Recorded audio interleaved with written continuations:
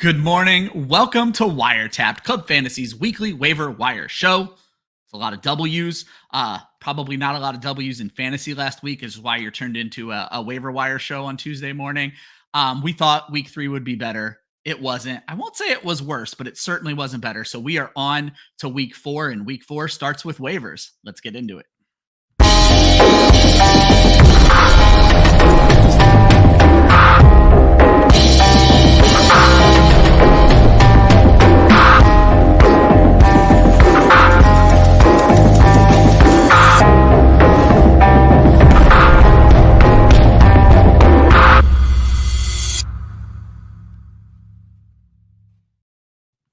The new intro is growing on me. I don't know that it'll ever be as good as the no pun intended intro on Wednesdays. Very few things are. Let's be real.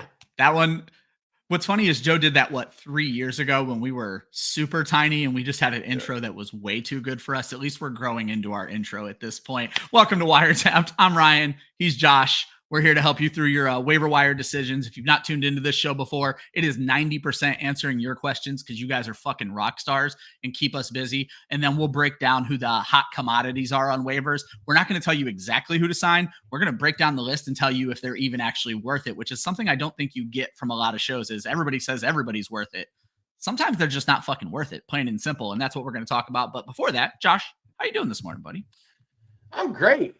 I'm kind of deciding on whether or not my week is going to be ruined by this hurricane that's in the Gulf. Yeah. So this may be the last show you see me on for a little bit. And he doesn't mean he's dying, folks. He just means he's not going to have power is what I'm getting. He's not going to have any power, and he may be underneath of some water for the next week. And we don't mean to make light of hurricanes. Obviously, Club Fantasy has been affected by that before. Shout out to our girl, Faith. Josh, all our best. I'm sure it's going to be fine, and we'll obviously be here to help you any way you need it, my guy. So I appreciate it. We'll see how it goes. Exactly. I mean, this is old hat for you Florida folks. So you're used to it at this point. Josh, before we get into the show, let them know about Trophy Smack. Absolutely. So our sister site, Women of Fantasy Football and Trophy Smack, have a great new partnership. You can check out the Ladies League page over on trophysmack.com. But use our unique affiliate link. That is trophysmack.com/WOFF, WOFF. Do all of your achievement-based shopping there. I would, you've got championship belts, rings, trophies, wall art, losers, merchandise of any kind. So like the person that scores the fewest points in your league, get them a nice little greeting card and thank them for being in your league because it makes your life easier. All those types of things you can get from trophysmack.com/WOFF. That's WOFF. And today is the last day. Use promo code WOFF, WOFF at checkout and get yourself a free championship ring with a purchase of a trophy or a belt. trophysmack.com/WOFF, WOFF. Go use it. Go check it out. Any and all support for what we're trying to do with Women of Fantasy Football is greatly appreciated. Yeah, that's one way to support the show. Another way to support the show, you hear it from every content creator ever. Like, subscribe, comment, do all those things. Club Fantasy recently crossed 1,200 subscribers. It was a joy to cross 1,000, and you guys have just been continuing to join the club, and we very much appreciate it. We also have super chat and subscriptions available if you guys want to give us a little bit of your hard-earned money. I promise you we'll use it well. We're using it to pay our writers for the first time in 5 years. These guys deserve it because they're pumping out great content every single week. So if you guys want those things, we do get inundated with questions a lot. Super chat is a way to make sure you jump to the front of the line. We will stop what we're doing to answer a super chat question because we're basically whores for fantasy football, and that's what we're here for. So Josh, I think we already have some chat questions. No super chat this time, but there's no line to really jump. I think the first one is a great one because we're talking about that arbitrage strategy. They have Jordan Love. They're 1-2. They're playing the guy who has Garrett Wilson. Is it going to be the smart thing for them to do to pick up Rodgers and stack those New York Giants and keep those points away from the Garrett Wilson manager? Now, my first question is, does the Garrett Wilson manager actually need a quarterback when you say keep them away from them? But Josh, let's start with the other question here. I think Jordan Love is active this week, and it's not that tough of a matchup. Right now, I'm thinking I would just start Jordan Love over Aaron Rodgers. Yeah, I was going to say, this doesn't make any sense to me if the objective is to pick up Rodgers and drop Jordan Love. Like, that's not what you're doing. Oh, I certainly would not have expected that to be. No, don't do that. Yeah, I mean, I don't really see a point. Like, Rodgers isn't throwing to Garrett Wilson anyway.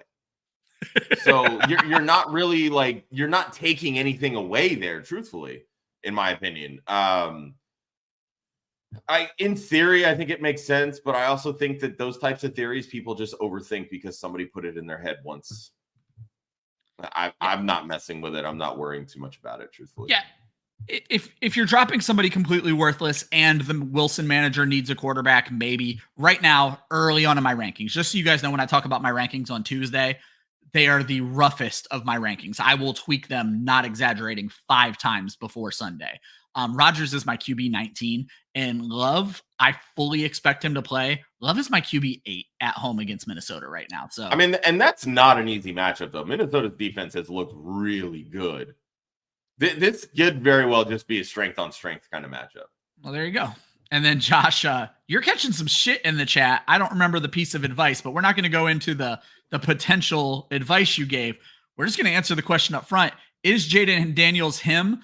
Actually, you know what? I'm an idiot. It's in the show sheet. So what I'm actually going to say is, Caesar, bear with us for a few minutes and we'll talk about answering your question. The answer is yes, he is him. So Josh, very much. Yeah. Not a lot of chat questions to start the day off, guys. Get them in there. We'll get them answered. We answer them in between segments. So we're never ignoring you guys.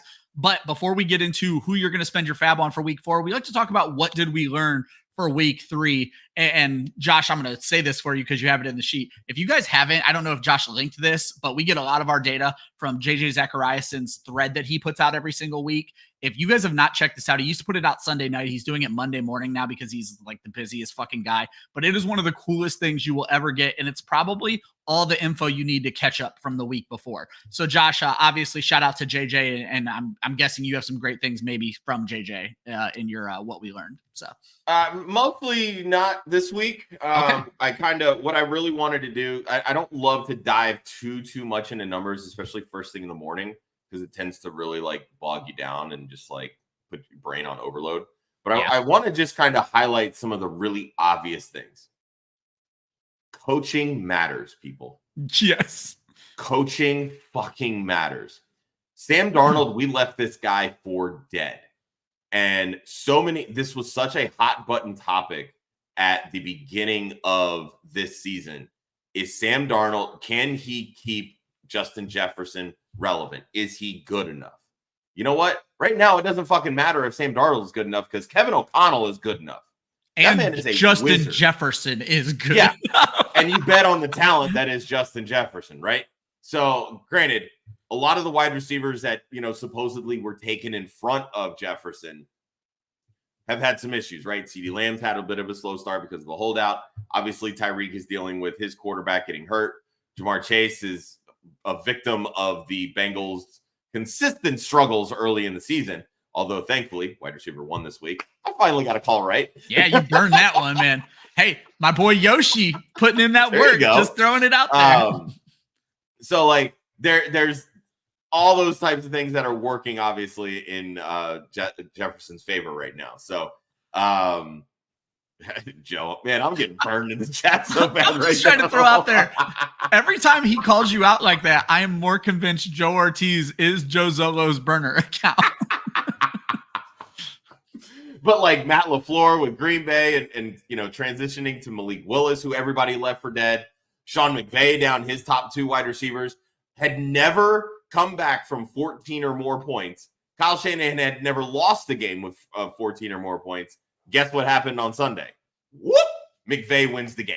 So coaching matters. And I just want to leave it at that because holy crap. No, I think that's a really great point. We've been touching on this first round, or we keep calling them first round quarterbacks, but we're seeing these quarterbacks who are thrown away. Geno Smith, Sam Darnold, who was Baker Mayfield. We're seeing these guys come back and play really good football. And it's coaching. It's time to develop. It's just not going to the worst team in the league, which kind of really sucks for these great quarterbacks. So there's still hope for Bryce Young. Just it'll be at his next destination. All right, Josh, I do want to bring up Joe's question before we get to one absolutely. of these other points. And it's not really a question. It's more so, oh, yeah. If you want to call it bad advice, whatever. It's a super flex league. Sam Darnold, I still think is very much a one-year guy. Derek Carr was looking really good. This was a dynasty trade. Oh, yeah, I'm making Sam Darnold and a second for Derek Carr in a super flex. I still I'm making that trade. I would as well. I mean, let's also stop and remember really quick. Josh Dobbs' start in Arizona and when he was traded over to Minnesota had a couple good games with Minnesota and then absolutely tailed off. Fell off. Good coaching matters, but sometimes people still remind us who they are in the long run. Yeah. So I'm still very much willing to bet on Derek Carr and this Saints offense and be trepidatious when it comes to Sam Darnold, because at the end of the day, Derek Carr has a contract for next year. Sam Darnold doesn't. Yeah. Let's also remember that. So, and Sam Darnold is. Yeah. And I don't want to bring this up because I'm like, trying to defend my take or throw Joe under the bus or anything. I want these questions. Like when I fuck up, please tell me this. I'm going to own it. Like it sucked for this week 100%. I didn't even expect the Philly defense to look that good. And I'm an Eagles fan, right? It happens. One game, I'm not that worried about it. The Saints also have a very easy division. Sam Darnold's going to get a true test this week. Packers defense looked really good last week. Yeah. And they're creating turnovers. What have we seen throughout Sam Darnold's entire career? He turns the football over. No, and we're all about accountability, but in Dynasty, you're making that trade 10 times out of 10. I'm not worried about that one at all. For me, Josh, the thing that jumped out to me is the AFC South. Actually, the thing that jumped out to me is probably the next two things you're going to talk about, but we'll get into that in a second. But the thing that jumped out to me was the AFC South. I think this division is in trouble. I think Houston's going to be fine, but it was obviously a very ugly week 3. You've already mentioned, the CJ Stroud choke job in the chat. Tennessee looks mid. Obviously, they're 0-3. They don't look like an 0-3 team, except, Will Levis hasn't seen an interception he can't throw, and I think that's going to continue. The teams that need to be worried are Jacksonville and Indianapolis. They have let people down in fantasy, certainly at the quarterback position. We thought Anthony Richardson was all ready to go after week 1, and then he looked a lot like Anthony Richardson in week 2 and week 3. The kid just has no touch, is something I brought up. Trevor Lawrence just looks rattled. That might be the worst money in the NFL besides Deshaun Watson right now. So not a lot looking great for those two teams, but it's funny. This was a division we thought was maybe on the up, and they certainly do not look like they are on the up at this point. I think Houston's probably going to win the division, but I won't be surprised if they're a 9-8 division winner at this point. Well, they're still a young team, right? And this is what we talked about all off season. Like they now have all the expectations. What happens when expectations get levied on a young team? There's not the experience to pull themselves out of it, right? So you're going to have these sorts of ups and downs and these types of, waves in the production and performance and all those types of things. I still think, like you said, Houston's going to win this division. They are hands down the best team in this division. Yeah. Indy is going through the quarterback problems with Anthony Richardson, which we all knew was going to happen. And if you've listened to this show, you weren't spending those early picks on Anthony Richardson. Yeah, we'll take that victory lap. We were talking last night in the group chat. Doug Peterson may not last this season. They look bad. Yeah. Bad. And if they just invested all that money in Trevor Lawrence, and if they're 0-3, it's the head coach's fault. I promise you that. So, yeah. What I will say, rough for them. Yeah, you and Joe had me going on Sunday night. We need to stop throwing around generational talent. And one of you said, is generational talent in the room with us right now?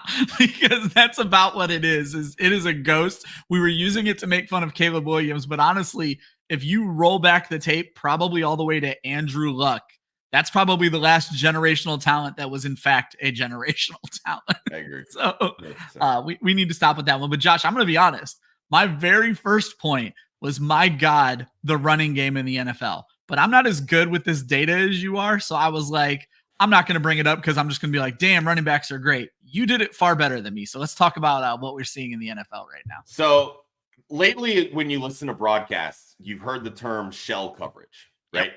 Which very much looks like a shell. Like it's a dome, right? So you're dropping 2 high safeties and you're creating this sort of like shell over the back end of the defense.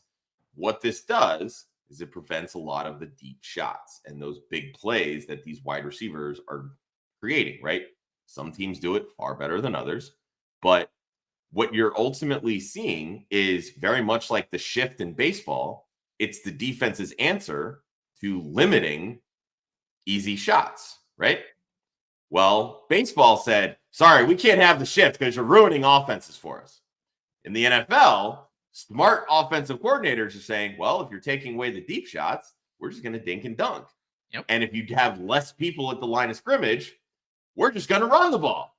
So that's why I think that there was a spike in these running back contracts this offseason versus last offseason, because last offseason, teams weren't saying, damn, we got to run the football. It's shit, we got to throw the football more than anybody. Now teams are like, well, running backs are really fucking valuable. Yep. So look what's happening. Jonathan Taylor, Saquon Barkley, Alvin Kamara, CMC last year.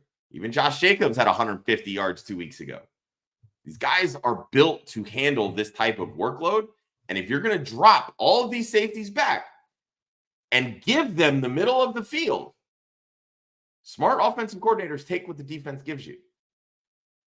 So I'm here to tell you and remind you, it's okay to invest in the high-end running back position. Yes, running backs get hurt. Guess what? So do wide receivers. Yeah. Give me the loot. Calm down. We're getting to the waiver wire pickup. We're talkers. The show goes on forever. We'll hit every position. Give us a second, all right? And then, Josh, I think the last point, well, maybe not the last because you have one more as well, but the question was asked, is Jaden Daniels him? I think that is certainly the case. Rushing quarterbacks are doing very well this year. Jaden Daniels is good at football. We saw the graphic last night, first rookie quarterback to complete 90% of his passes or something along those lines in a game. But the point that I jumped out to me when I was readjusting my projections this morning, Jaden Daniels is on pace for 215 carries, Josh. Now, to be fair, Lamar Jackson, Jalen Hurts are not far behind him. They're all top 8 fantasy quarterbacks. Daniels is the QB2. That's got to be the biggest surprise so far. Oh, 100%.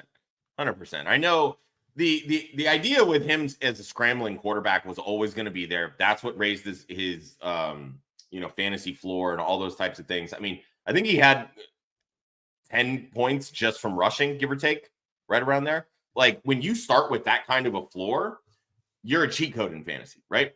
And when you look at the top 12 amongst quarterbacks right now, more than half of them are all mobile quarterbacks. And that's exactly why. Rushing does matter. 100,000% it does. You still have to be able to do it with your arm. When you're completing 90% of your passes, you're doing it with your arm. That's what Anthony Richardson is not doing. This is why we were so far down on Anthony Richardson as a consensus on Club Fantasy. Jaden Daniels, to me, was just, hey, he's a rookie. He's still got a few things to work. He's got a cannon. He throws a beautiful deep ball. That first touchdown to Terry McLaurin, fucking teardrop. Oh, my God. That was beautiful. Absolutely beautiful. Ooh. Interesting. This is a take right here. I don't know about this one. I was going to say, I don't know that Bryce Young is going to look great against anyone, but I will give you that Bengals defense. That's going to be a problem. And this is what we talked about on yesterday's show. You predicted how that game was going to go. That's exactly what I said. I was like, Cincinnati's biggest weakness is their running game. Washington's biggest weakness is their pass defense, right? Rush defense versus pass defense. Yep. So where's it going to give? Washington runs the football really well. They're going to run it right down their throats. That's exactly what they did. That opened up the deep shots that they were able to take to Terry McLaurin. Yeah, Cincinnati had to commit so much to the middle of the field, and that just opened things up, and Daniels took advantage of it. But yeah, I just do not know about Bryce Young getting it done. And then Josh, speaking of teams in trouble, before we move on to the waivers, finally, the Miami Dolphins. Yeah, I'm going to make this point really quick. They put up 3 points. 3 without Tua Tagovailoa. That is not good. If you have any high-end Dolphins players, even Devon Achane looked pedestrian. Tyreek Hill, non-existent. Waddle, nothing. If you have these guys, you are praying for the next 3 weeks when Tua comes back, and hopefully he does come back by the end of the IR stint. Because otherwise, you have sunk costs at those positions. All right, guys, I'm going to get to the chat questions after this segment. Not only do we do a waiver wire show, we also have a waiver wire article by the great Britt Flynn that drops every morning before the show even goes live. She gives you her top 5 waiver wire ads along with a bonus pick every week. Her picks this week, and these are in order of position, not necessarily in the order she would go after them.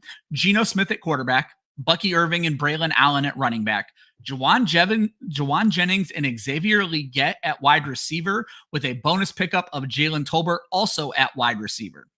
So that's how she would prioritize them. If you're not going to go read the article, you should. She did mention that if Sam Darnold is healthy, she would go after Darnold instead of Geno Smith. We're going to talk a little bit about Darnold when we get to the quarterback section.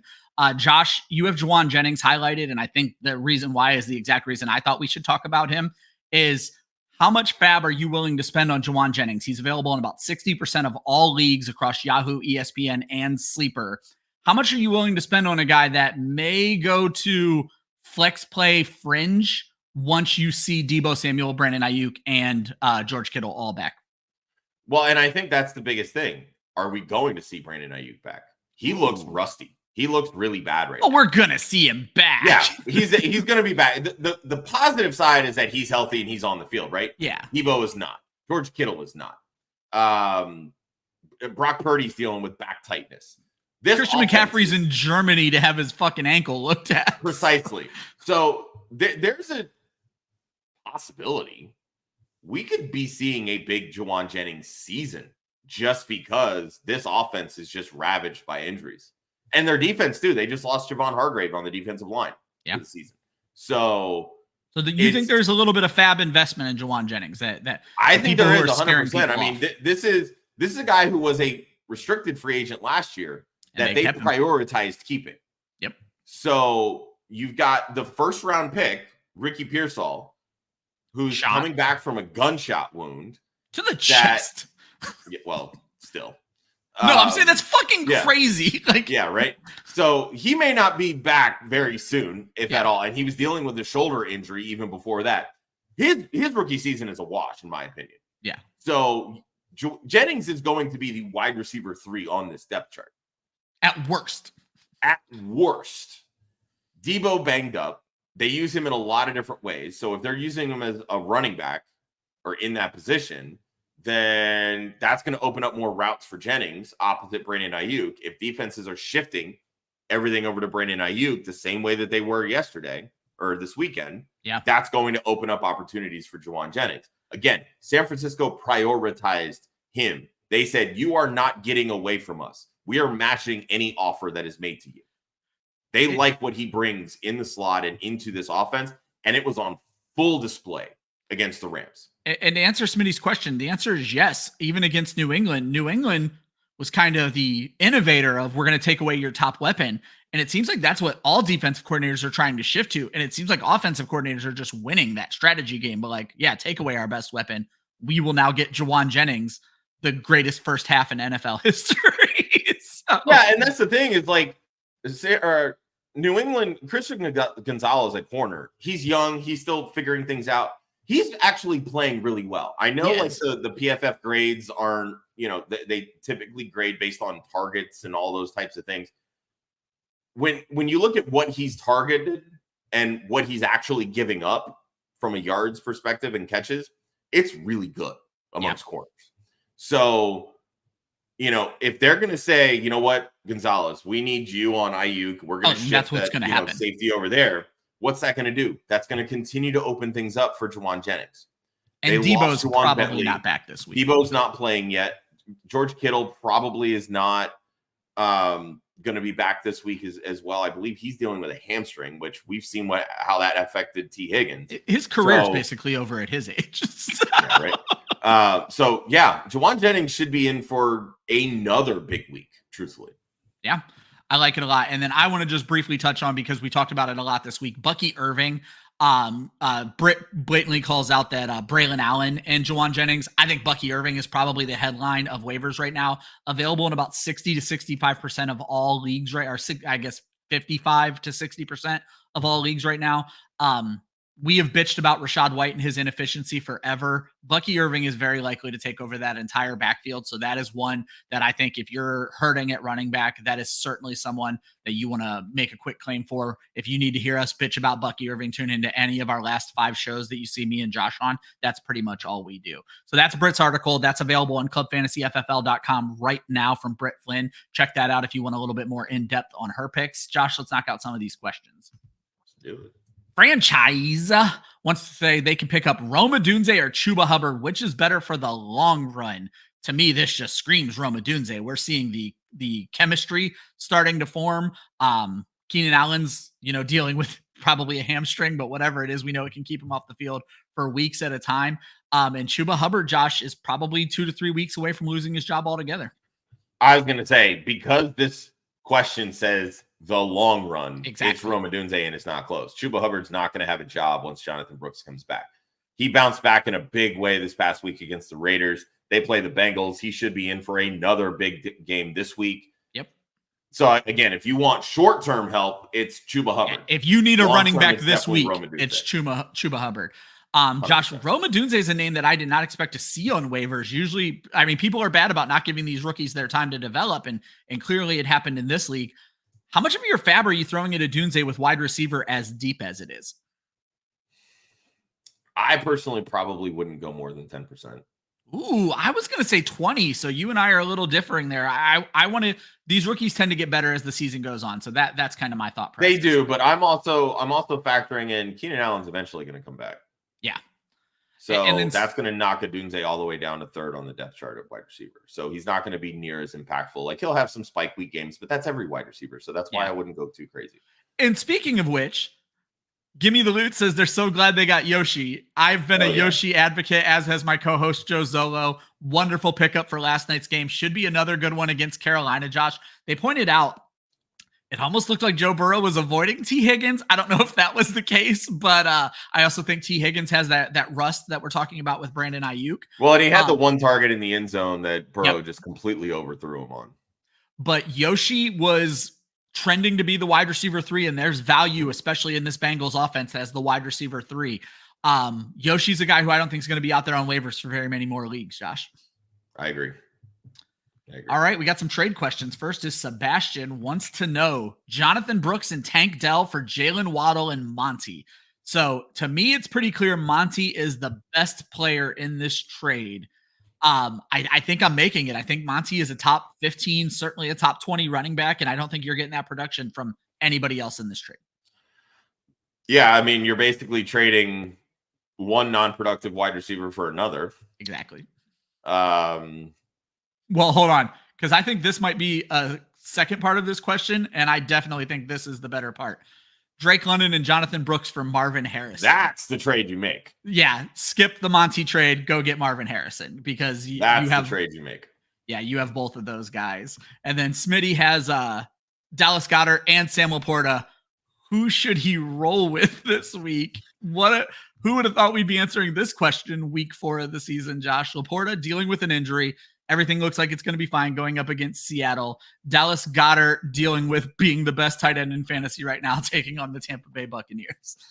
That's the answer, right? Laporta's hurt. You roll Goddard. Don't risk it. There's literally I don't gamble on questionable guys. That was the thing I started doing a few years ago. It's the T. Higgins effect. I'm not going to put a questionable guy out there, let him be a decoy or get hurt in the first quarter. You have to roll Dallas Goedert this week. That's just the way we play it here at Club Fantasy.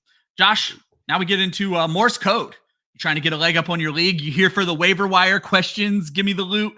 This is where we're going to talk about them. We're going to break these guys down. Oh, I apologize. I'm a section ahead. Josh, we need to talk about the guys you could probably drop.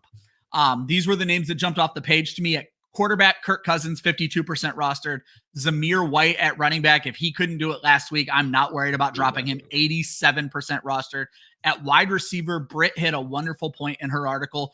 Jalen Tolbert might be the wide receiver 2 in Dallas right now. Brandon Cooks at 33% rostered. If you need to make a cut, you make a cut. And I don't understand why people are still bought into Mario Douglas, 28% rostered, but you do not need any part of the New England Patriots passing game rather. Josh, let's start with Zamir White. I think that's the most important. I have always been an advocate of what's that?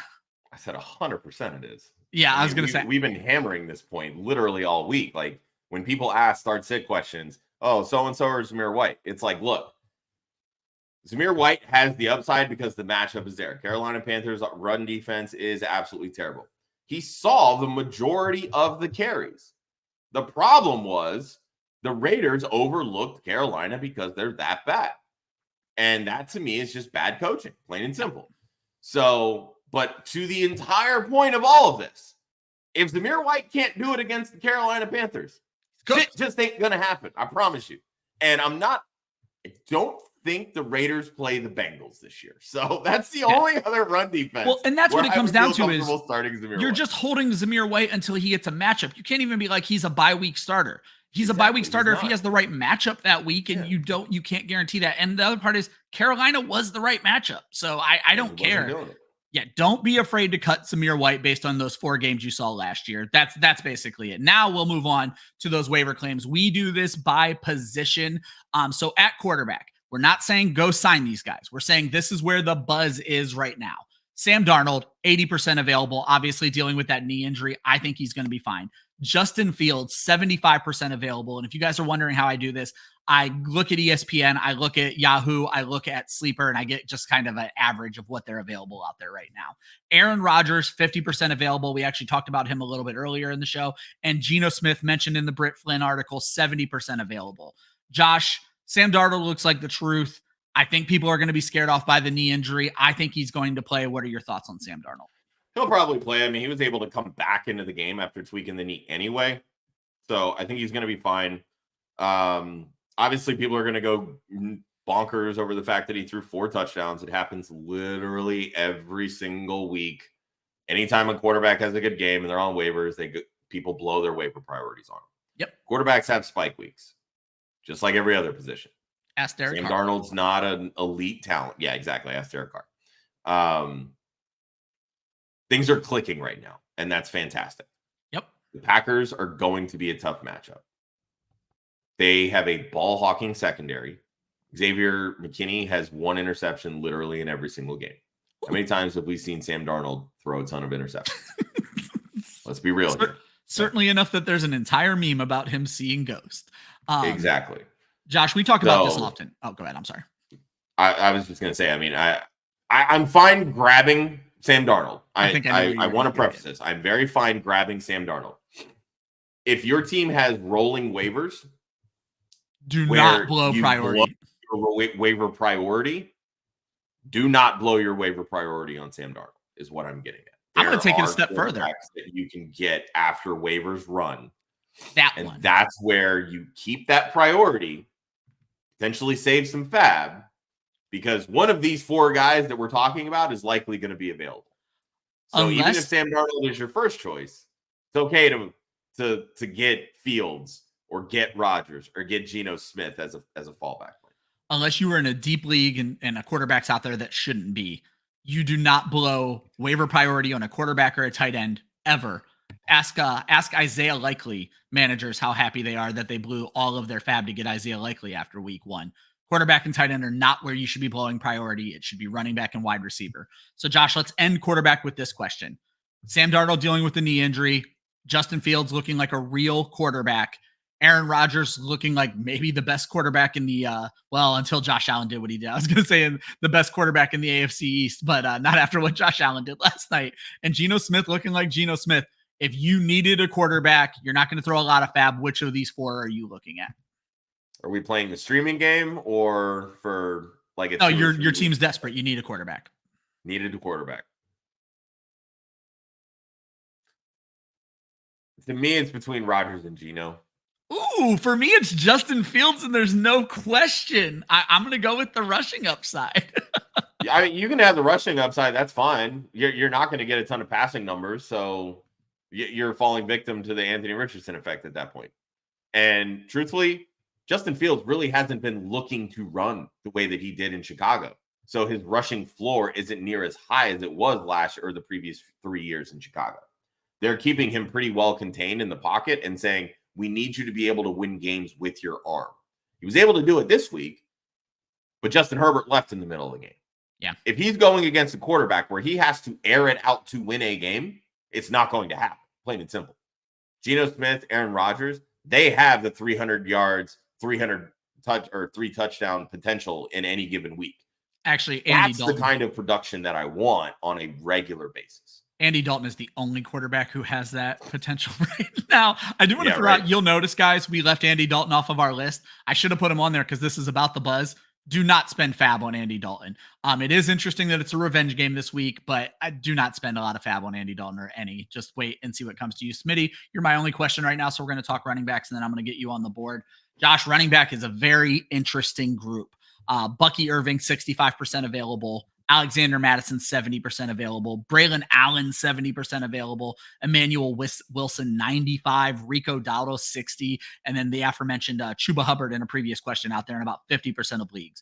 Irving and Braylon Allen are covered in Britt's article. But Josh, we need to talk about all these backup running backs. I'm going to quickly let you know why I put Rico Dowdle on this list. He is outperforming Ezekiel Elliott right now, plain and simple. That Dallas running game is ugly. I think they're going to probably start getting Dalvin Cook involved. But Rico Dowdle is an interesting one if you're super desperate. But Josh, Alexander Madison and Emmanuel Wilson, two very different situations. Alexander Madison is playing behind an inept running back and could end up stealing that starting job.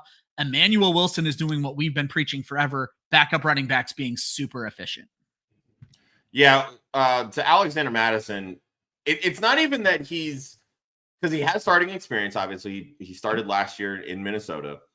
We've always said that Madison is probably better as a 1B in an offense, and that's really what he's being utilized as, right? But more importantly, he's stealing Zamir White touchdowns. Yep, every week. He's the guy that's being involved in the passing game. Yep. So in PPR leagues, obviously the passing attack has the value. But he's the standard guy right now because he's scoring the touchdowns. Yeah. So they're using him in the situations where we want to see Zamir White being used. So for those 87% of people that have Zamir White rostered, I have him in a few leagues. You kind of want Alexander Madison right now. And it hurts to say. It really does, because that bad taste is left in your mouth from last year in Minnesota. Go get Alexander Madison. It's okay. I'm not advocating that you need to, trot Alexander Madison out as an RB2 flex play every single week. If the matchup's there, sure. But the only thing that I really want in that Raiders offense to start on a consistent basis is Brock Bowers and Devontae Adams. Outside of that, I'm plugging in buys. I'm using injury fill-ins, all those types of things. But Alexander Madison deserves to be rostered in a hell of a lot more than 30% of leagues. To Emmanuel Wilson. But go ahead, Ryan. Sorry. Well, I was going to say, and you hit the nail on the head, is what we wanted from Zamir White, we're essentially getting from Alexander Madison. So don't be afraid to spend some fab to go get him. His role feels safe. If Alexander Madison is healthy, he's 10 touches and 5 of those are catches. And as Josh pointed out, 5 of those 10 touches, 4 of them might be inside the 10-yard line, inside the 5-yard line. And that's all that actually matters in fantasy football at running back right now. But absolutely. Emmanuel Wilson, Josh, cleanup duty, but he's looking damn good in cleanup duty. Yeah, and this isn't the first game this year where he's looked really good. I know Josh Jacobs popped up on the injury report after this game, so this is definitely a situation to monitor. I'm not necessarily saying throw a shit ton of fab to go get Emmanuel Wilson. If you're absolutely desperate at running back, then yeah, go for it, because all running backs of any first or second on the depth chart need to be rostered, plain and simple. But if anything were to happen to Josh Jacobs, Emmanuel Wilson's going to eat. He's going to eat. Now, granted, I don't think he's going to be near as efficient, clearly. No, but Marshawn Lloyd's on IR. And Marshawn Lloyd's on IR, and he's it. Yep. So is A.J. Dillon. He's done for the season. Done for the year. So now you're dealing with guys that are pulling up off the street. Emmanuel Wilson, and the way that they're feeding Josh Jacobs, like he's still seeing 70+%, 80+% of the running back touches. What Josh means to say there is if he's not hurt now, he will be soon. Don't try to put that kind of jinx on people. God damn. I will. No, I think it's such a good point. But like I said, we've talked about this for a long, long time. And Josh, actually, let's get that one up right now. We're talking about these running backs. Bucky Irving, Braylon Allen, or Juwan Jennings. We talked every one of these guys, by the way, Millie, is mentioned in our article that dropped this morning on clubfantasyffl.com.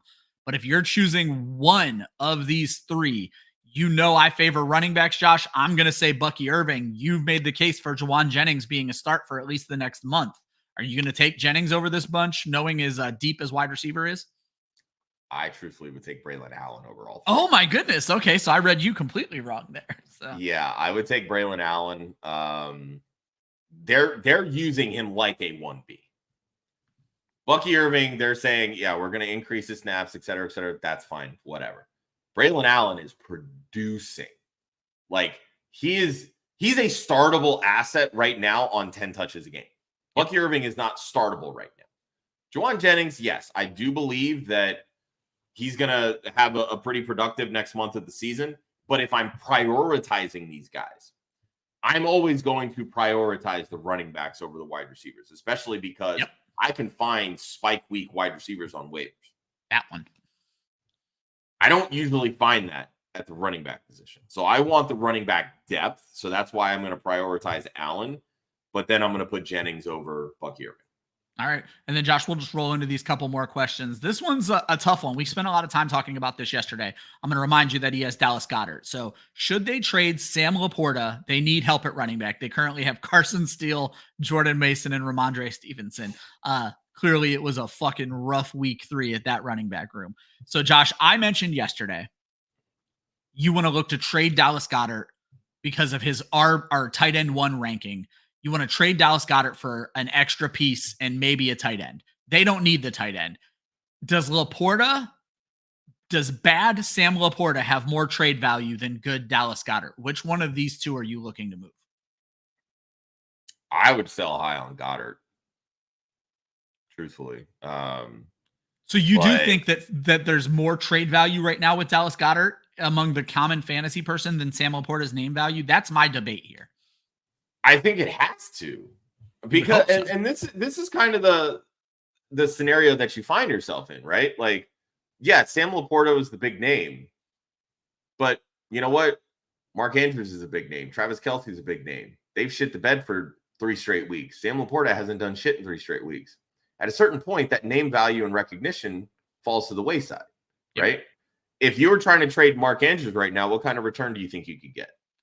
I don't think you can trade Mark Andrews right now, and Laporta's essentially. So why do you think you can trade? Yeah, I was going to say, why do you think you can trade Sam Laporta right now? It's different if it's a dynasty league, right? Very different because Sam Laporta is a younger asset. I would be looking to acquire Sam Laporta right now in dynasty, but in redraft, you're only playing for this season, and right now Sam Laporta is not only hurt, but he's unproductive. Yeah. So you're ultimately selling low at that position. Yeah, do not trade Sam Laporta in Dynasty right now. I mean, like, to me, you're lucky if you can get a Zach Moss or a Devin Singletary right now for Sam Laporta. But if you have Sam Laporta, is that the return that you want? Exactly. No, but to the casual fantasy football manager, they see, holy shit, Dallas Goedert's tight end 1. I can get Dallas Goedert right now. Sign me up. Let's go. Yeah. And Devonta Smith and AJ Brown are hurt. Wheels up, baby. Yeah, we are the advocate of don't buy too much into this Dallas Goedert because all tight ends are hit or miss, and those wide receivers will be back. And I'm going to tell you the same player I said yesterday, and I think this trade is out there, Josh. Go attack the Monty manager. I think Monty does not get the respect he deserves in fantasy football. Look at Dallas Goedert for David Montgomery. See if you might be able to pull that one off. I think it might work out a little bit better than most people think it would work out for you. Josh, we got Patrick Mahomes and Samaje Perine for a 2025 second and Brandon Ayuk. So this is clearly dynasty. They have Rashee Rice. Wait, hold on. He'd lose the opportunity to keep Mahomes. Oh, so this is not necessarily a dynasty. This is a keeper league that lets you trade future picks. So he can't keep Mahomes. He's acquiring Mahomes. Let me tell you guys about a trade that I did this morning, and I'm going to tell you no on this trade. Josh, I'm the worst team in my home league by far. This is a 19-year league where we can keep players at no draft value and we can keep them as long as we want. I think Patrick Mahomes is definitely Patrick mid-Holmes, and I traded Patrick Mahomes this morning for a future for next year's 1- and 3rd round pick. I moved off of Patrick Mahomes and essentially only got draft picks back. I'm not going to trade my 2025 second and Brandon Ayuk for Patrick Mahomes. I think he's too average for that trade. So I wouldn't be trading high-end draft capital for a quarterback, period, in a redraft league, simply because you don't want to take quarterbacks early in redraft leagues. So to me, you're giving up the better assets in Ayuk in the second round pick. Yep. You're fine with Rashee Rice. Like, you don't need Mahomes to enhance Rashee Rice at this point. Let me throw this at you, Josh, because this is super weird. We've already talked about it being on waivers. The player I got back for my pick, because I wanted to get a quarterback, was Geno Smith. In my home league, Patrick Mahomes is the QB10, Geno Smith is the QB9. I got this guy to give me the QB9 and 2 draft picks for Patrick Mahomes. Yeah, name value means everything. And that's just a fact of life. I mean, there are plenty of people that are much, much better in real life football than they are in fantasy football, right? So just like there are people that are way better in fantasy football than they are in real life football. Anthony Richardson, typically. So, this is kind of where the lines get blurred a little bit. So don't fall for the name value by giving up a second round pick, which could have very easily gotten you Jonathan Taylor potentially. Yeah. Let me just throw this out. And I understand we expect Mahomes to be better, but right now, Daniel Jones in 4-point scoring, because that's what's available in fantasy data. Daniel Jones has 2 fewer fantasy points than Patrick Mahomes. So don't make that trade. Please do not make that trade. Daniel Moreno from Mexico. Hola. Would we trade CeeDee Lamb for Rashee Rice and Devon Achane, or DK and Rice? Oh, okay. So would we trade CeeDee Lamb for Rashee Rice and Devon Achane, or Rashee Rice and DK Metcalf? Josh, I'm taking Rashee Rice and Devon Achane all day long, even in that Miami offense. Honestly, you can make a case for either of them. I would very much rather have DK and Rice over CeeDee Lamb. Josh is a big DK Metcalf guy. I'm a big running back guy. Dude, so. my pants are so fucking tight for DK Metcalf. Yeah, I said this has been Josh's dream of a season right now. Hey, it's paying off in Scott Fishbowl right now. Let me tell you, 100%. So. Look, if you can get the elite running back, go get the elite running back. That's me. That's my advice every time. And it should be. It should be everybody right now. Devon Achane's healthy. I want a healthy running back, plain and simple. And CeeDee Lamb right now, you're taking the name recognition, right? He hasn't really produced. Now, I'm not saying he's not going to. He's definitely going to. But the amount of targets that Rashee Rice is seeing right now and is likely going to continue to see throughout this season, I wouldn't put it past the fact that Rashee Rice is going to outscore CeeDee Lamb this year. So you're basically getting Devon Achane for free at that point. Yep. Go get the free elite running back, plain and simple. Yep. Josh, we just covered running backs. Bucky Irving, Deontay Johnson, Terry McLaurin are all on the waiver wire this week. Should they drop Eckler or Carson Steele for any of those guys just trying to strengthen their team? No huge needs. I don't think you can let Terry McLaurin sit on waivers with the way Jaden Daniels looks right now. Yeah, I know that he's had a tough start to the season. It seemed like they finally realized, oh shit, Terry McLaurin has 4.33 speed. Maybe we should throw him a few deep balls. Yep. I would definitely prioritize McLaurin. I don't love dropping running backs. I'll tell you that, especially ones that are performing. But I'm guessing that if Terry McLaurin, Deontay Johnson are on waivers, this probably is not like a 12 or 14 team league. It's probably more like an 8-team league. I'm not sold on this Carson Steele. Correct me if I'm wrong. I'm not. Look, I don't buy the massive like Pacheco style upside with Carson Steele, but he's going to be a serviceable running back. But I'm perfectly fine dropping Steele to get Terry McLaurin. And then the next 2 questions, Josh, are around that Tampa Bay running game. So Millie Mills says, do we think Irving is eventually going to get the starting spot? Because you were mentioning, Braylon Allen over Bucky Irving. And I guess this also leads into Leo's question. What does he do with Rachaad White and Jalen Waddle? Do we hold or try to trade? I'm glad you didn't say drop, because I think the name recognition makes them tradable assets still, Josh. They have Najee Harris, Jahmyr Gibbs, and Rico Dowdle at running back, CeeDee Lamb, Nico Collins, and Dortch the Torch at wide receiver. I think you could package Rachaad White and Jalen Waddle and probably get a decent third running back, maybe who could even step up and be your second running back in this build, Josh. Don't prioritize wide receiver because you're going to be able to find that on waivers. We're going to get to those in just a second. But Josh, would you try to move both those guys? You certainly aren't going to try to hold them. You hate both of these guys. So. Yeah, right. All right. Let me rephrase this. I don't hate Jalen Waddle. Love Jalen Waddle. Don't love his situation. But I think there's still some name value with Jalen Waddle that you can maybe package Rachaad White, Jalen Waddle to get maybe Ramondre Stevenson. I think that's still an upgrade despite the negative, 0.7 points from this past week. Yeah. Roughly. But I mean, look, it's the Patriots. I'm going to throw the name out there again. Weeks. David Montgomery.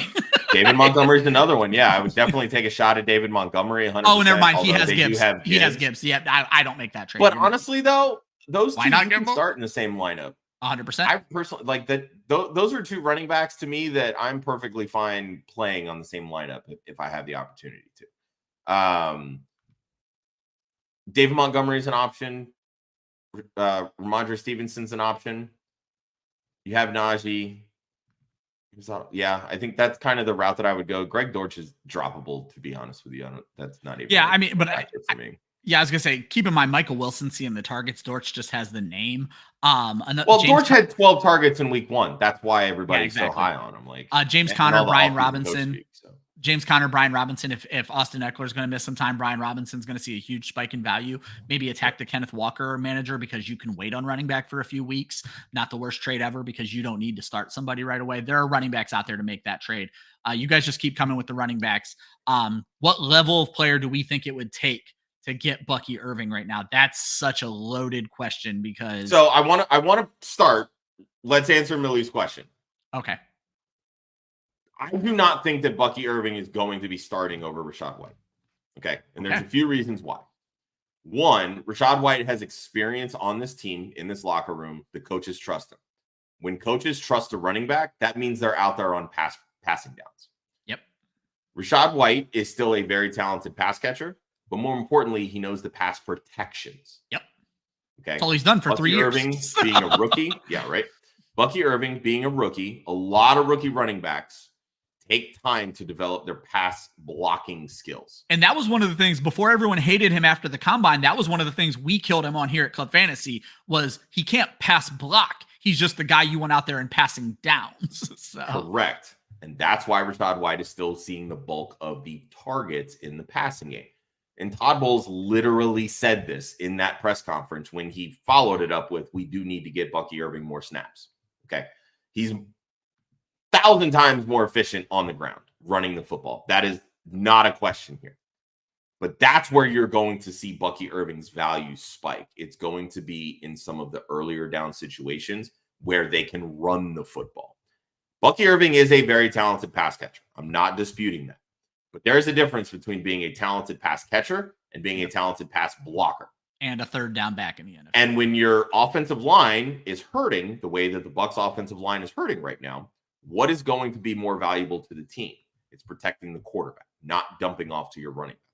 That is why I don't think that Bucky Irving is going to be starting over Rachaad White, but he's still going to be a valuable fantasy asset, which is why I'm fine picking up Bucky Irving off waivers or seeing if I could swing a trade for Bucky Irving.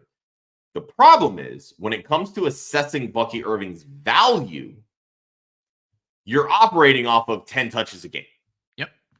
So, I'm not trying to give up a Zach Moss or a Devin Singletary. And you've seen me mention these names quite a few times today. And it's because these are kind of the lower end of the RB2 pecking order totem pole right now. They're guys that can break off the long runs. They're seeing some volume. They score a touchdown here and there. Like, that's kind of the realm that I think people would want to be targeting. Like, I want to sell high on Bucky Irving, right? Like, he hasn't done anything, but the perception is he's about to do something. So I want to get in and get those types of players. But if I'm looking to acquire Bucky Irving, you're probably never going to pay the cost of what it's going to take. I'm not giving up those guys. Exactly. So what I will tell you is, go ahead. Go wide receiver because, again, wide receiver is deep. If you happen to be lucky enough to have Rashid Shaheed, I'd give up a Shaheed for Bucky Irving just because I would rather have running back. I mean, try to get another piece with that. Well, that's the other part I was gonna say is Bucky Irving almost needs to be the extra part of the trade. That's what I'm saying. try to Yeah, get Bucky Irving. So. like with Rashid Shaheed, like again, it's always the what have you done for me lately, right? Shaheed drops a goose egg, so people are going to be like, I don't fucking want that guy. I don't care if he's white. So there's no trade value in Rashid Shaheed right now. Well, I'm not saying there's not trade value. I'm saying is you're selling him at his lowest, right? Like that's his low point because everybody was talking about he can be a viable wide receiver too after the first 2 weeks. And then, Philly comes out and shuts him down. And, they took some deep shots, which that's going to happen. So a smart fantasy manager is going to say, look, these are the types of games that you get. Go buy Rashid Shaheed right now. Yeah, go buy him because I can get him cheap, right? So let's build around this, right? Like if you have Rashid Shaheed and you're like, all right, let's try to go get Bucky Irving. What piece can I get with him? Because Bucky's the one that I want. So what wide receiver can you acquire that's going to make you feel comfortable giving up Rashid Shaheed? Yeah. No, I think it makes a lot of sense. Is he needs to be an extra piece in my home league. The same guy has Irving and Shaheed. Now I'm. Oh, okay, Smitty, hold up. That's not the trade you want to make. No. That's not the trade. Bucky Irving is not that valuable right now. No. Yeah. If you're giving up JSN, you want Bucky plus. Yeah. And that's kind of what we're talking about here, though. You're on the right track, but pull back that trade as quickly as possible. JSN is still valuable. I don't even mean pull back some. I mean, you said you offered. Cancel that trade unless... Okay, he canceled that. Thank you. Don't. I'll tell you what. In one of my trades this morning, I sent the guy an offer and was like, I straight up pulled back the offer and made it worse and told him, sorry, my first offer was too good. You should have hit accept right away. And he took the second offer. So, there you go. Don't be afraid to do shit like that. Josh, we need to move on to wide receivers, but this one is a running back question, and then we're going to move on. Would you drop DeAndre Swift for Braylon Allen? In a fucking heartbeat. In a fucking heartbeat. DeAndre Swift sucks. I'm sorry. But more to the point, that Bears offensive line is terrible. There was a clip that was going around social media. The blocking scheme that Shane Waldron called for a left toss was the most asinine blocking scheme I've ever seen in my entire life. The entire Colts defensive front 4, whatever it was 3 yards behind the offensive line of the Chicago Bears before DeAndre Swift even touched the football. What are we doing? So bad. Go get Braylon Allen. He's actually producing. Guys, before we move on to wide receivers, this is why you tune into the show. We do not let a question go unanswered. Seeing a lot of new names in the chat. We would very much like it if you guys would hit that subscribe button. We go live 7, 8, 9, 10 times a week. We do 12 shows per week. Club Fantasy is here to help you from DFS to Dynasty. Obviously, a waiver show. This show will be live every single Tuesday. So please hit that subscribe button. We very much appreciate it. Josh, wide receiver. The names are the big names, but again, we were going to tell people to temper expectations because a wide receiver can pop in any given week. So when we look, Juwan Jennings out there in about 60% of leagues, Allen Lazard, 65% of leagues, Quentin Johnston, 55%, Jalen Naylor, a big name this week, 90% of leagues, Wan'Dale Robinson looking like a target monster, 80% of leagues. The Raiders wide receivers showed up this week. Jacoby Myers is out there in about 60% of leagues. The aforementioned, my best friend, Andre Yoshivas out there in 90% of leagues.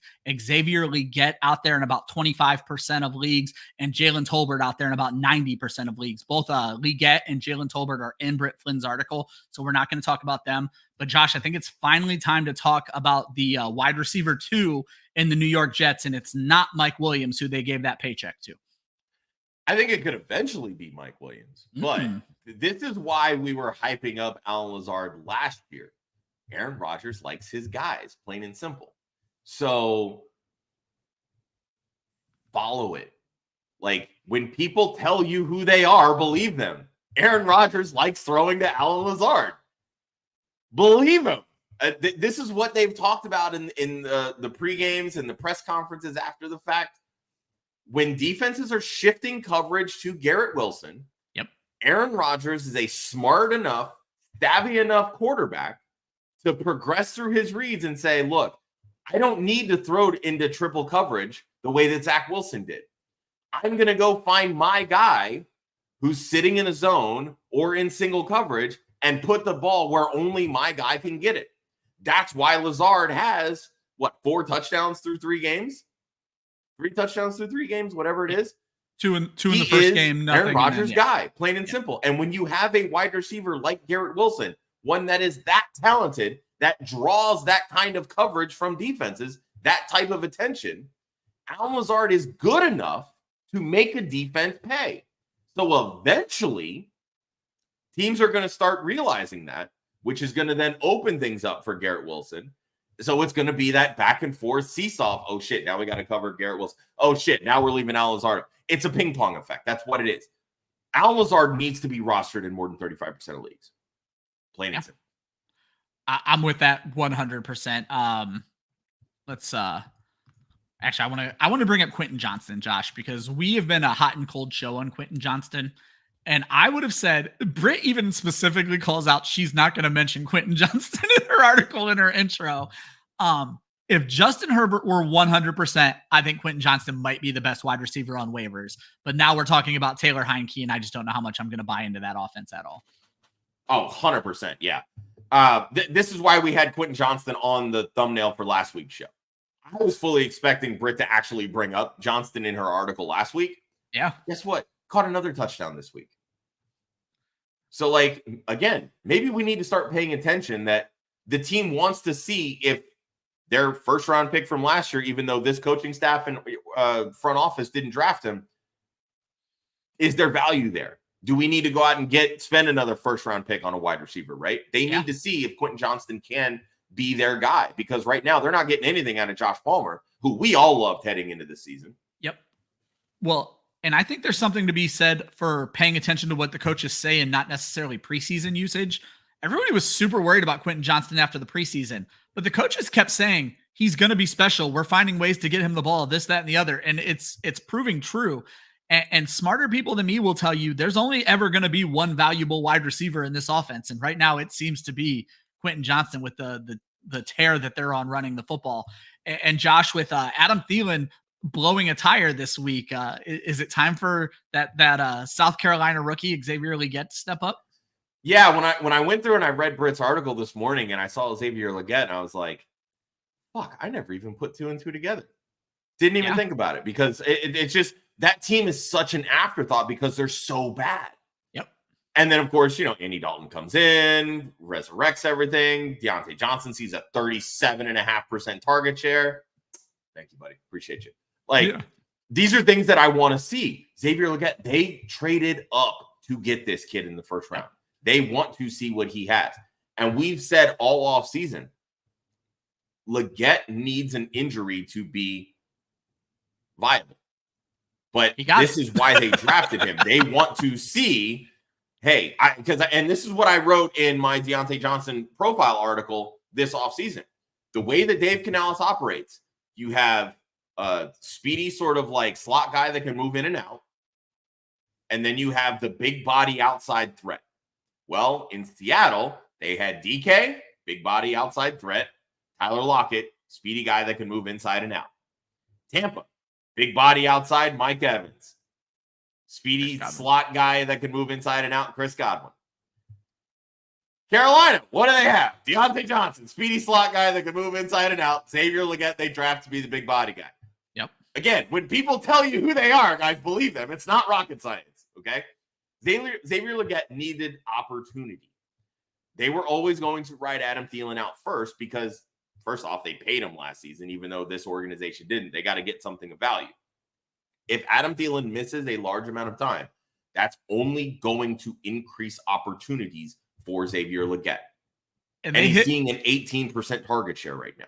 And they hit him with the should miss sometime, which is what Deebo Samuel started as and everybody else. You know what? I'm pretty sure Christian McCaffrey should miss sometime, and now he's in fucking Germany. So. And the way that this offense is looking right now, there's no need for Bryce Young to come back. Andy Dalton could fall flat on his face within the next 3 weeks. And believe me, I fully expect that to happen because there's a reason Andy Dalton's a backup quarterback in the NFL. They don't want nor need Bryce Young to continue to see the type of ghost that Sam Darnold was seeing because that offensive line is so bad. let the veteran take the brunt of it, which is what they should have done from the start last year. Yep. But because he was the first overall pick, they had to go through and, make things happen and blah, blah, blah. They're under pressure from ownership and yada, yada, yada, all that shit. Bryce Young needs everything to work for him. Index assess. I just don't buy into this the way everyone else. This is a common theme right now. But Andy Dalton, I don't think Dave Canales is making Andy Dalton a better quarterback. Andy Dalton is who Andy Dalton is. We saw him do this exact thing in his one game last year. He just didn't get a second game last year. I'll be real interested to see what game 2 looks like, especially as a revenge game. Josh, let's knock out some of these questions. I'm less about game 2 and more about game 3 and 4, truthfully. Okay, there you go. All right, we got Aquaman. Should they drop Mark Andrews for David Njoku and Cole Kmet? We're going to talk about tight ends in a second, but I don't think you can drop David or Mark Andrews quite yet. Maybe go get a backup tight end, but I'm not dropping Mark Andrews. Yeah, I'm not dropping him outright. With Njoku, I mean, first off, should be back this week. He's out. Should he be back this week? Okay, yeah, I know you're a little bit more in tap with Cleveland media than I am, but I mean, as long as Keenan Allen keeps missing games, there's going to be role for Cole Kmet. Hate to say it because obviously we're not the biggest Cole Kmet fans here outside of Kelly. But no, I think there should be somebody on the back end of your roster that you can cut. And don't drop Mark Andrews. Hold out with Mark Andrews. Chris Olave for Devin Singletary and Michael Pittman. I want nothing to do with Michael Pittman. This is a huge. I was going to say, hang on to Olave. What an ugly trade, but yeah, I'm not moving. I think you can get more for Olave, plain and simple. Ramondre for Debo and another piece. I don't think you can buy Debo right now. There's too many questions out there. Or if you're, if you're I want getting the Ramondre side. Yeah, I would probably still want the Ramondre side. Now, if this was, I guess to me, it really depends on what that other piece is, right? Like my first thought was, well, if it's another running back that I can plug in place of Ramondre, then I get free Debo basically, and then he's back to normal fair. In a few weeks. The other piece would need to be a pretty and then good running when back. I'm looking at this, my next thought was, you know what? We just got done talking about Bucky Irving. What if that other piece was someone like Bucky Irving, right? Yeah. Would you make that trade? Is that how you would try to acquire Bucky Irving? I'm a big Ramondre guy. I don't think that's the move I'm making. I just don't know when Debo's coming back. I understand Bucky's not getting the type of volume that Ramondre's going to get. But Bucky's also not getting negative fucking fantasy points. And even though you're getting zeros from Debo right now, the way that they use him in the running game, especially if Christian McCaffrey continues to be out. Yeah, I'm going to try to find a note if he's going to be a very valuable piece. So for me, it really kind of depends what your wide receiver room looks like. But so they're saying 2 weeks for Debo, meaning he's not back this week, but probably back next week. You know what? Yeah, if I can get Bucky Irving, I'll make that trade. I'll do that one. So, yeah, I mean, like I said, to me, it really just depends what that other piece is. Like if that other piece is somebody that I can still slot in as a starter and feel okay about it, I'm fine with that. Because while the volume suggests that Ramondre is very much an RB2, that Patriots offense keeps him more as like an RB2, a low end RB2 flex. Yeah. Yeah, the volume will be there. We just don't know what the production will. KJ Frederick, is it time to drop Javonte Williams bum ass? I think that's a question a lot of people are going to ask. Keep in mind, he's dropping for a bye week quarterback with Jalen Hurts' bye coming up next week. They're also dropping Jalen Wright for Isaac Horrendo, and that's just because they have Jordan Mason and they want the handcuff. I don't know if I'm making that move either. Horrendo, he's earning volume, but you're just betting on a Jordan Mason injury for him to actually be anything. I have advised against people over fretting over a week 5 bye week until it's week 5. And I don't think you need to rush to get Darnold or Fields. There's going to be a quarterback you can play in week 5, and then you're never playing them again. I'm going to hold Javonte until I absolutely have to cut him. If anything, Josh, I'm probably dropping Wright for the backup quarterback and still just going to hold Javonte.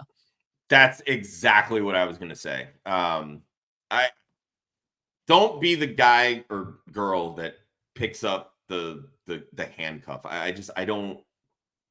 That's not how I play fantasy. Truthfully, I know there are plenty of people that do, and you know what? To each their own. That's fine. We've seen nothing from Garendo. Like I don't.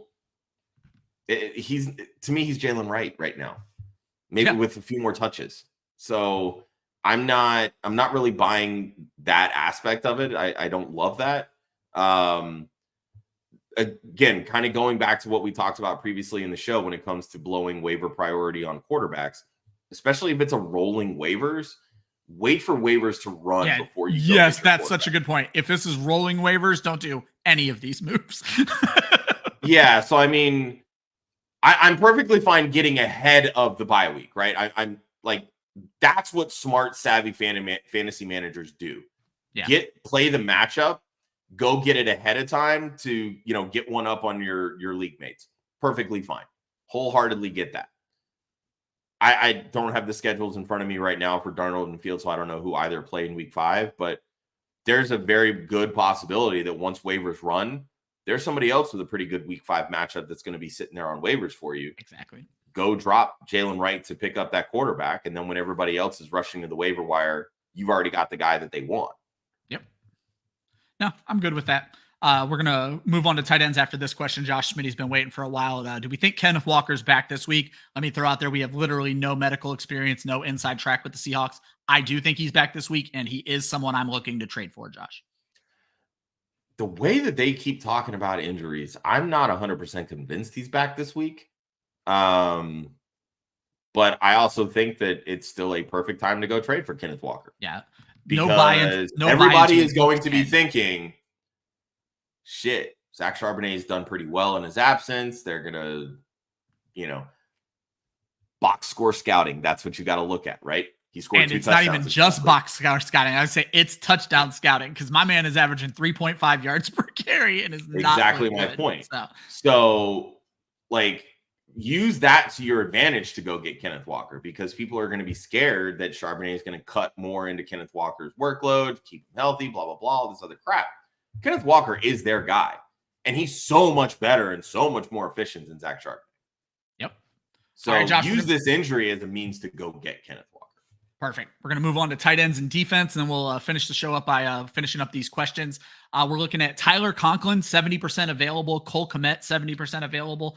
50% on Hunter Henry. I know it was a bad week. Zach Ertz didn't have the greatest week, but he's still involved. 80% available. And Brenton Strange, 65% available. Just doing pretty well while Evan Ingram's missing. I added him a little bit later because, again, he's basically the direct replacement right now for Evan Ingram, and he scored over 9 points in each week. So in my dynasty leagues where Strange was out there and I have Ingram, it's just piece for piece for me. He's doing what we expected from Ingram. But Josh, I think we need to talk about the Tyler Conklin here, who after a dud in week 1, everybody gave up on him, and that's why he's out there in 70% of leagues. So yeah, I mean, 5 for 90 this past week, 93, something along those lines. We've talked about it in the past. Aaron Rodgers doesn't throw to tight ends, blah, blah, blah, this and that, et cetera, et cetera. He's always had a really, really strong receiving core too, and running backs that catch passes. Well, he has a good receiving core. I wouldn't necessarily call it strong. It's very top heavy. Yeah. The reliable threats in this offense are the running backs and the tight ends right now. Yep. Outside of Lazard catching touchdowns. Well, and a lot of it has to do with the shell coverage you've been talking about. They're giving exactly they're taking what the defenses gives them. So Conklin's not catching 30 yards down the field. His air yards aren't that. He's the guy that's catching 5 to 10 yards in the line of scrimmage.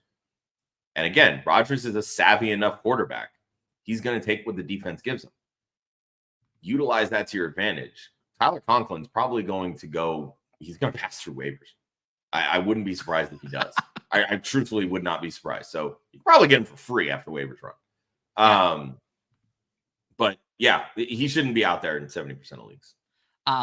Zach Ertz, obviously not a big points week, but another 5 catches and looks to be the wide receiver 2. You could almost argue wide receiver 1 in this offense when it's a volume play, Josh. Yeah. What I noticed last night with that Commanders game, they were looking at Ertz a lot and they were looking at McCaffrey a lot. Yeah. And again, it goes to these shorter route options that teams are operating under. But Washington runs the football pretty well, and they're not afraid to run the football. And it's not even just because of Jaden Daniels and his ability to run, because he's typically scrambling more than actually doing design runs. But Brian Robinson has looked good. Austin Eckler, until he got hurt, was looking pretty good too. Great. So what does that do when you have a strong running game? Now people are all right. Well, we gotta stack the box a little bit more. that creates more of these underneath opportunities for guys that operate in the short to intermediate, a la Zach Ertz and Luke McCaffrey. Zach Ertz's chemistry with Jaden Daniels was being extremely developed in the preseason. And they talked about it a lot. The beat reporters did.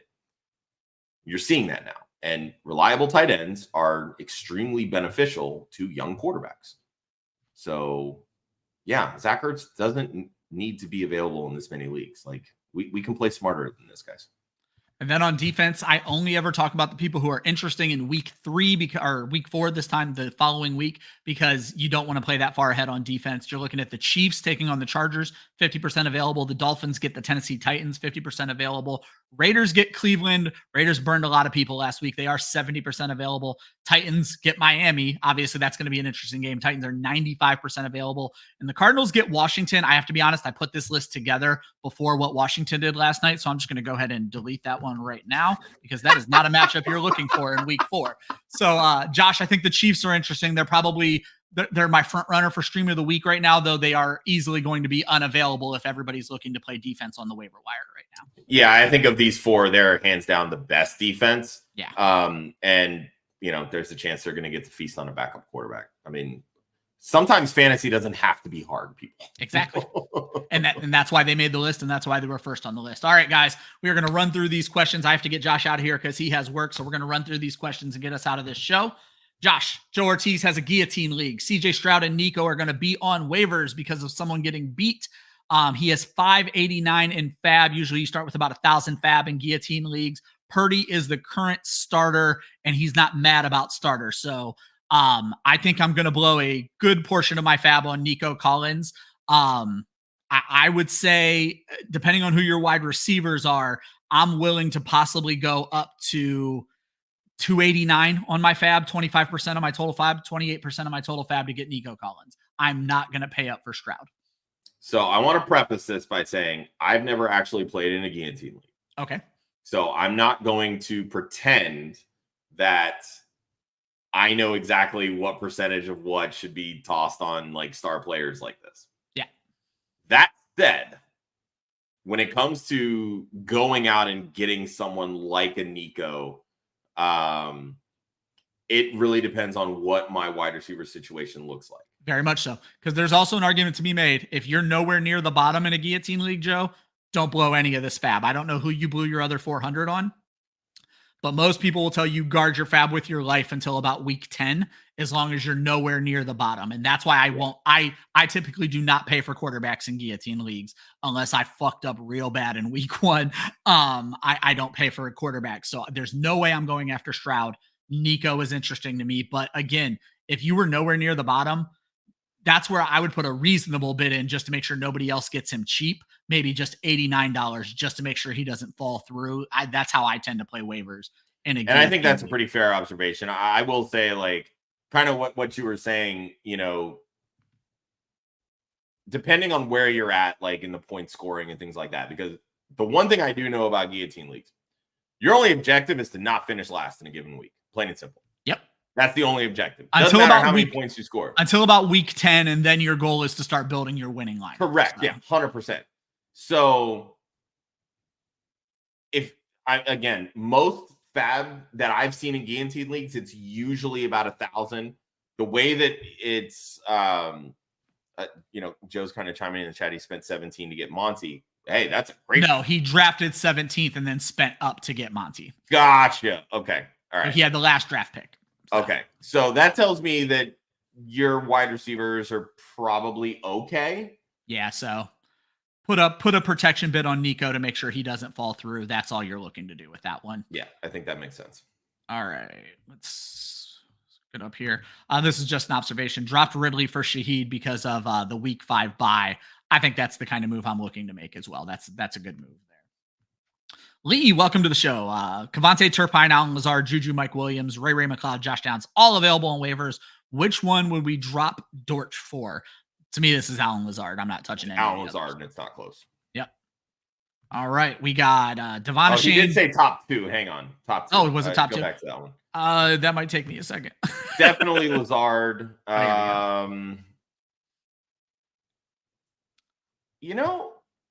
Sneakily, Ray McLeod has been For a really while was out involved. targeting Darnell Mooney. Yeah, it would be. Yeah. I'll be honest though. Dortch would be second on this list for me. I know Dortch hasn't done a ton, but of this list of guys, it's Lazard and then Dortch. I would only go after Lazard. I'm keeping my eye on Juju, and that pains me to say. Yeah, it does. It really does. But again, like we've seen Juju in the past succeed when he's not the number one option, when he has somebody else that takes attention off of him. Caught a touchdown this past week. Why? Everybody's paying attention to Rashee Rice. Or really, they're paying attention to Travis Kelce. That's why Rashee Rice is balling. So nobody's on Juju. Yeah. Just, again, keep an eye. I'm not saying blow any of that. I would still rather have Dortch, but. Josh, I have to protect you from yourself here. You have a conference call in 10 minutes, so we are blowing through these questions. Actually, I don't. They pushed it back to 2, so you're good. Okay, perfect. But I'm like, dude, I have got to get us off this fucking show. Shut the fuck up. Anyway, Devon Shane, Jordan Mason, and Aaron Jones. I was blanking for a second there. Yeah. Who would you be starting this week? Let me get these matchups here. So you have so Tennessee is a Shane at home versus Tennessee. San Francisco home against New England, and Aaron Jones on the road against Green Bay, revenge game. Right now, Aaron Jones is my bench. I'm starting the other two just based on my rankings. So, I mean, I get that. I really want to say sit HN because that offense just looks so bad. Yeah. And you don't run on Tennessee, not against Jeffrey Simmons. That's fair. That's very fair. But they use him in the passing game so much. So for me, this really depends on your settings. If it's standard, I'm 1,000% sitting HN. Yes, I'll give you that. If it's PPR, I will sit Jones, but begrudgingly because I think he does have a damn good game against his former team. Yeah, I'm actually. And he's been being used a lot. I'm already rethinking it, Josh. I think I'm sitting HN no matter what. I think you have to. Yeah. I think you have. Like, there's a chance they're on their third string quarterback because Skylar Thompson got hurt this week. Yeah, I'm gonna.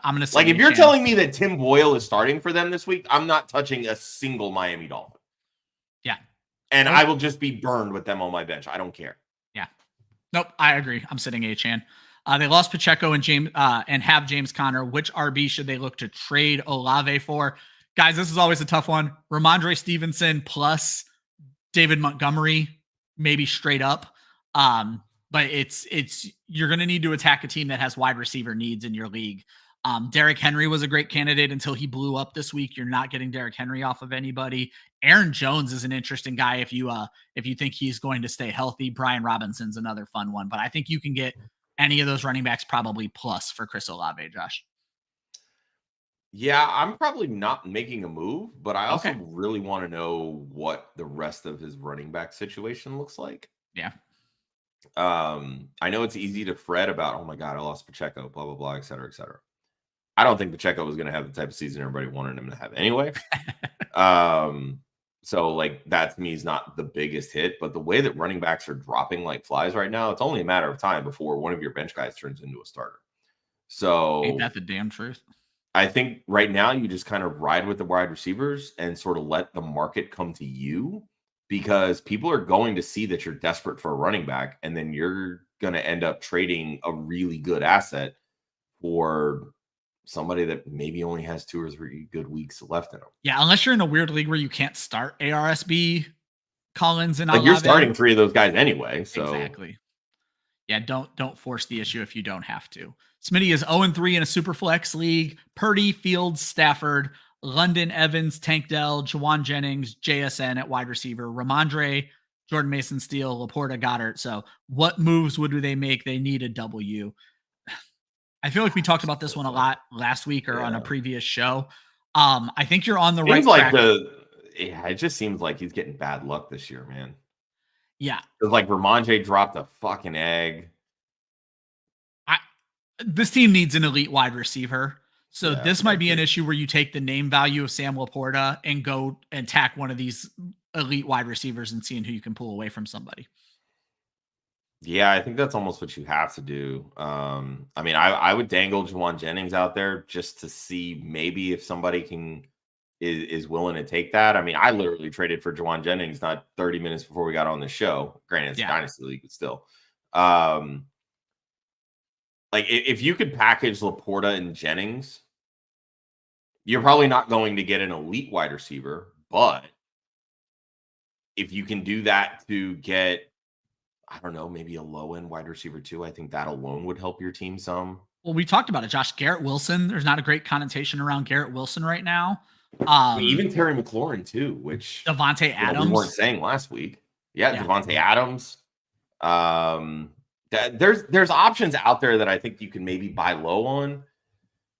Yeah, not sexy, but and again, I don't love parting with Laporta, but there's there was not a reason a lot I was sexy in fantasy football right now either. It's just and that's the other side of it too. So, all right, he real quick, he does chime in with his running back room here. So, because he had Waddle, traded him Bucky, Warren for Olave, McLaughlin. Oh.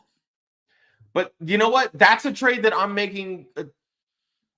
I'm making that trade. That's fine. Like, so you hit your depth. All right, cool, whatever. Like, that's what you do. You trade depth to get starters. Olave is a starter. None of those guys that you traded are starters, in my opinion.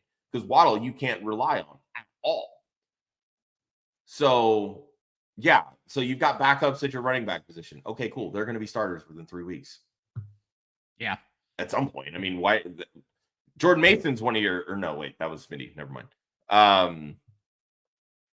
mean, you got McLaughlin. Okay, cool. I think McLaughlin's going to gain value in PPR formats as because Devontae's really not doing much of anything. I mean, I don't know that you maybe stand pat or wait. Like you have to make he literally just asked, should I stand pat? And then you said it. I mean, to me, it's just you're playing waivers. I mean, I don't have your entire team in front of me right now, but like Connor starting for you, Olave starting for you, Amon starting for you, Nico starting for you. That's a solid 4. Quarterback, tight ends. That's like I don't love and he chimes in like, would you trade one of the receivers for 2 pieces? You're ultimately going to end up giving away the better asset in the deal for flex depth at that point, right? Like those aren't trades that you make. Like you always want to have the best pieces in your roster. Does also have Zamir White. That's a huge problem because Zamir White fucking sucks.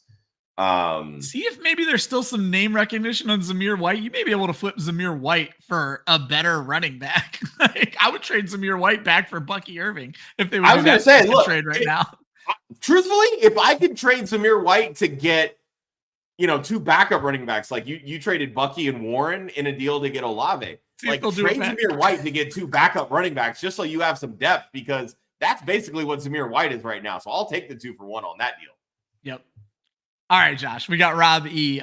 Sat Waddle this week at flex and started Deontay Johnson. Yes, you have to keep that going. Jalen Waddle is not playable until Tua Tagovailoa is back in that lineup, plain and simple. I have Waddle right now as like my wide receiver 42. That's how deep you're going before you're considering playing Jalen Waddle. I have all of those guys ahead of him. No questions asked. Yep. Would we put a waiver claim in on Cordero Patterson with the Steelers running backs banged up? As long as it's not a priority situation, I would never blow my priority on Cordero Patterson, but I'd throw a buck or 2 on him if I had. The Cordero Patterson truther, wouldn't even do that? I was the Cordero Patterson truther 2 years ago when he mattered. He is a kick returner now, so no, I'm not making that move. And then I'm not either. Josh, this is the craziest fucking question of 2024. My guy, Andre Yosivas, straight up for Jalen Waddle. I love Yoshi. I'm not making that trade. Jalen Waddle's name has more value than the Bengals wide receiver 3, Josh. I mean, it has more value, but the production's not there. So at a certain point, you gotta, at a certain point, you have to, you got to play the hands you're dealt, right? Like one's going to produce for you, the other's not. To me, it really just depends. And I'm fairly certain Lee's probably dropped this team in the chat at some point in this show. I just don't remember it off the top of my head. I'm probably not making this trade. At least ask for another piece back. Yeah, I was going to say it doesn't hurt to ask for another piece. Like even if it's, like a depth running back. Like if you could get a Braylon Allen, a Bucky Irving, a low end like RB2 flex option. a Singletary, a Moss, like the names that are just kind of coming off. And he has Lamb and Nico as the starting wide receivers, so he does not need Waddle or Yoshi. Yeah, it definitely doesn't need Waddle. So at that point, like really what you're trying to do is strengthen your team. Like Yoshi Voss isn't strengthening your team. Like you move Waddle in a deal to maybe improve at running back, right? Or improve at tight end, which I don't know is even possible at this point, or a quarterback, right? Like use that piece to improve elsewhere if you feel that he's expendable because you have starters in place, right? Those are the moves you make. You're not going to downgrade at wide receiver or just continue to move pieces for depth. Like that's not how you get better. Yep. All right, Josh, we're going to move on to what we're watching in week 4. We will do a lightning round of questions to get us out of this show. Josh, these were the 5 things that jumped to mind for what I was watching for in week 4. Will Malik Neighbors stay hot in his primetime debut? We saw Odell Beckham have a hell of a primetime debut for the Giants as a rookie, so I'll be interested to see what we get out of Malik Neighbors. Does Andy Dalton believe in revenge games? He takes on the Cincinnati Bengals this week. Which Saints team will show up against the Atlanta Falcons? Can Atlanta shut the Saints down the way the Philadelphia Eagles did? Will we even see Jordan Love or Sam Darnold in the same game? That game could go from really exciting to really ugly very quickly. And then this was my favorite one, Josh. Will we see more rushing yards than passing yards when the Indianapolis Colts take on the Pittsburgh Steelers? I think that's almost a given, but that's what I'll be watching. Jokes this morning. Yeah. So that's one I'll be, I might even be using that in our upside downside for our tomorrow show. But Josh, before we finish up with these chat questions, what do you think we're going to see from the Saints taking on the rival Atlanta Falcons? I mean, it's exactly that, right? It's a division game. Sparks are going to fly. Atlanta's coming off a heartbreaker where really they should have beat Kansas City. Yep.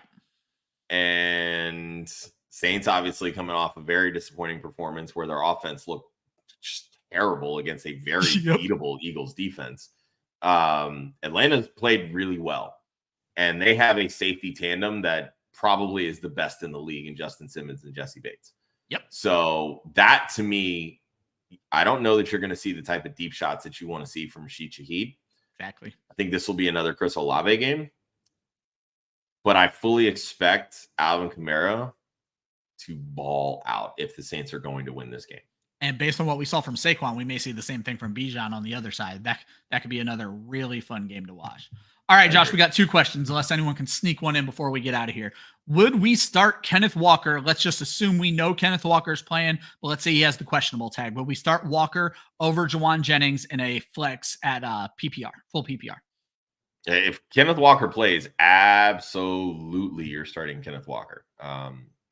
You've seen the best game of Juwan Johnson's season and career in week 3. And I think that's the thing that people need to understand is that these 173 touchdown type blowups, they're not the norm. So don't bank on these things happening again. Kenneth Walker is the reliable guy. Now I can understand if he's consistently limited in practice and then greenlit on Saturday or whatever, like, all right, he's good to go. Then maybe you feel a little trepidatious over it. I'm okay going that route of, all right, I'm going to play it safe. I want to give Walker a week to kind of get healthy. Juwan Jennings has a good matchup against New England this week. That's fine to roll him in there. But if you're telling me that Kenneth Walker is a full participant in practice every single day this week, you bet your bottom dollar that I'm starting Kenneth Walker. That's Josh answered the question for me. They're only going to take that Q tag off of him if he was never limited in practice. If that Q tag goes away, I'm starting Walker, plain and simple. And then to end the show, Josh, let's rate Alexander Mattison. Roschon Johnson did not come up in this show. That might be an oversight on our part because it looks like he's about to take over for DeAndre Swift. But he might take over, but do you really want to start a I was just going to say, do you want running back? Like, I'm not that worried about it. So to me, I'm going to be perfectly honest. This is exactly how I rank them. Madison, Roschon, Dowdle. Dowdle's the boring cup of soup. You know what you're getting out of him. It's not that exciting. Roschon in the similar situation, Josh, but I think he could be more involved in the passing game. So he could be more involved in the passing game, but Bears running backs are dead last for me. So okay. I would flip Dowdle and Roschon. There you go. But it's Madison easy. Thank you so much. I want to tell you a funny story before I get us out of here.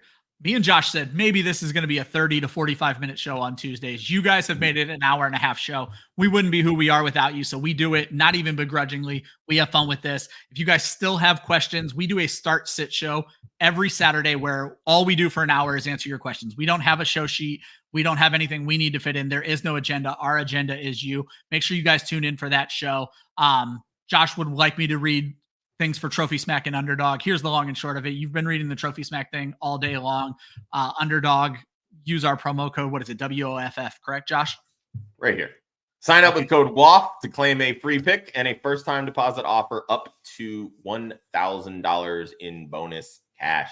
Underdog is a great way that you can take advantage of illegal sports betting by betting on hires or lowers. You can do parlays. You can even do weekly drafts. It's very similar to DFS. You can do small tournaments. You can do large tournaments, play against your friends, all these different types of things. You can do a lot of really fun stuff on Underdog. So if Underdog is available in your state and you have not checked it out yet, use promo code WOFF, W-O-F-F, and you can get all the cool features that come along with it. We do a lot of different, props and stuff throughout Underdog. We advertise on our Wednesday show. We pick Thursdays. Gator J typically has a 5 picks to click short video that he comes up with. We'll make picks on Mondays which anxiety smashed last night. Yeah, we absolutely lit it up this week, which made me feel really good. So easy way to, again, continue to help us grow and support women in fantasy football through this. So if you haven't used Underdog yet, use promo code WOFF, get your free pick and a deposit offer up to $1,000 in bonus cash. All right, guys, we're going to be live again tonight for our Dynasty Trade Show. Make sure you guys are looking out for that. And then the flagship show, no pun intended, tomorrow night at 8 p.m. Eastern. Hope your waiver wire goes well. For Josh, I'm Ryan. Have a great Tuesday.